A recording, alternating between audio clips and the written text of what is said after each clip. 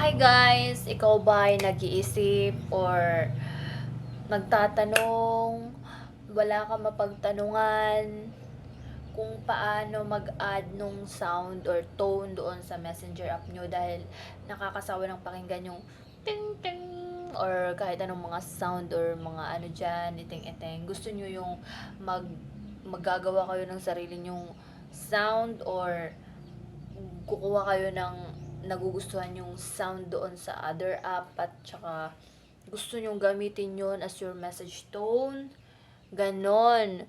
Kung gusto mo yon, kung gusto mong malaman kung paano, well, nasa tamang video ka dahil dito ituturo ko sa'yo yung maliit na tips, yung maliit na kaalaman na meron ako na gusto kong ibahagi sa isang katulad mong gaya ko, naging curious din. So, without further ado, watch this video tutorial. Pang, pang, pang. Tayo ngayon sa aking phone. So, ito yung gagawin natin.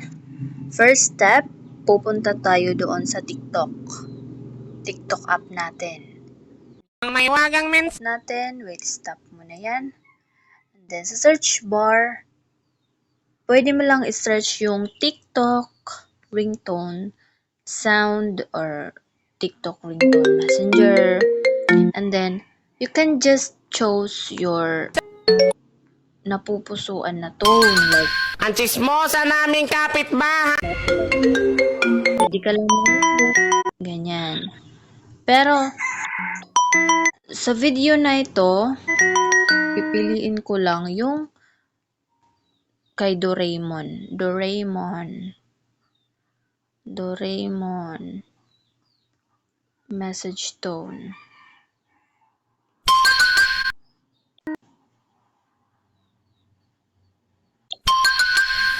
Ang may wagang mensahe. Ito yung gusto kong tone na kunin. So, stop natin yan. I-click lang natin tong arrow. And then, pag-click natin, i-copy link natin yan. Kita nyo tong copy link? Katabi ng repost. Copy link lang natin. After natin makopy link, labas tayo. Punta tayo sa ating Google or sa ating Google Chrome. Yon. And then, i-search lang natin dito yung TikTokyo.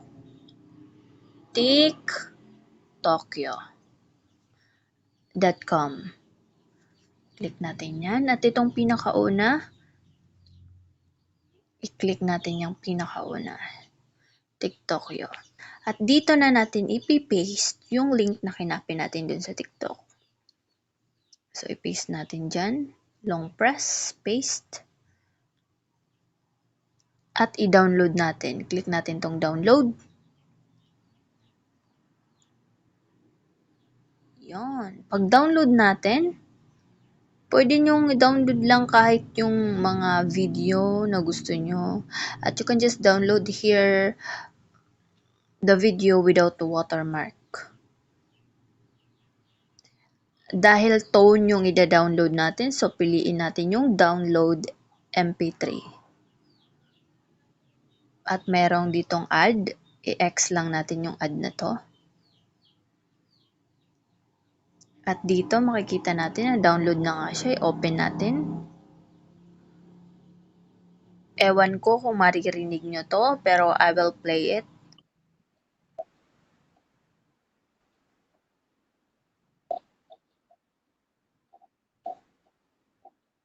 Ganyan, pwede ko siyang igawing ringtone sa aking messenger app. At dahil na-download ko na, babalik na ako. Pupunta na ako ngayon dito sa aking messenger. I-click ko tong 3 dot nasa left side, nasa upper left side. Wait lang. At i-click natin tong settings icon.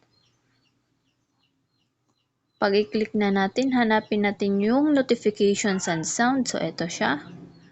Click natin yan. After na nating i-click, hanapin natin yung customize notification. So, ito siya. Open natin. After natin ngayon open, mag-add tayo ng sound. Dito, piliin natin tong sounds. Ngayon, hanapin natin yung dinownload natin. So, dahil wala siya dito, mag-add notification tayo. At ngayon, pag hindi nyo nakikita agad dyan, pwede nyo namang i-click tong 3 dots na sa upper left. 3 dots, 3 dash, and then punta kayo dun sa download. And then, ito na, makikita nyo na. Tapos, ito yung pinakauna. Nag-download ako kasi kanina yung sa messenger ko. Ayun. Tapos, automatic siyang nandyan. Automatic siyang makiklik. So, yun na. Na-set up na natin. Ngayon, try nating i-message yung ating account. Gagamit tayo ng ibang account. Message natin siya. Ewan ko kung maririnig nyo, pero maririnig ko. Hi. Oops. Hintayin natin.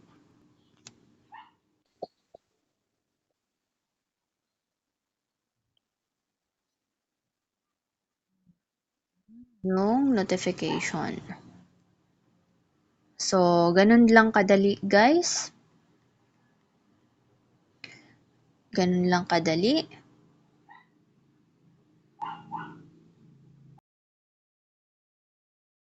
So, yun na nga, ganun lang kadali yung ating tutorial tips para sa ating messenger tone. So, kung nagustuhan nyo yung aking video, please don't forget to support me and clicking that subscribe button, clicking that notification bell para ma-update kayo sa mga upcoming videos ko. And then, i-share nyo na rin. Para naman, basta i-click nyo lang yung subscribe. Okay? And then, share. And then, like. And then, click that notification bell. So, that's it, guys. Thank you for watching.